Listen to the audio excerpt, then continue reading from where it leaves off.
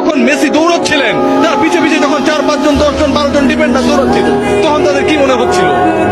পিছে পিছে দৌড়ায়, ধরতে পারে না, আগে পরে সামনে বিভিন্ন জায়গায় যায়, বল আটকাতে পারে না।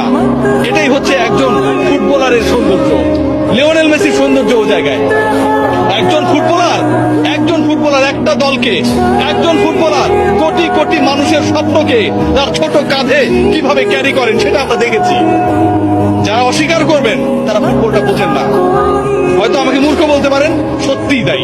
ব্রাজিলিয়ান কিংবা অন্য কোনো দেশের সমর্থকরা যারা অপছন্দ করেন, যারা আসলে লিওনেল মেসির এই জাদুর ছোঁয়ায় মন্ত্রমুগ্ধতায় আটকাতে চান না, যারা লিওনেল মেসির এই অবদানকে, একজন ফুটবলার পুরো দলটাকে কিভাবে গড়ে তুললো, স্বপ্ন দেখালো, এগিয়ে নিল, শেষ পর্যন্ত জয়ের প্রান্তে, জয়ের সেই সুন্দর একটা জায়গায় পৌঁছে দিল, সেই জায়গাটাকে তারা আসলে বিশ্বাস করেন না, তারা আসলে ফুটবলের সৌন্দর্যই বোঝেন না।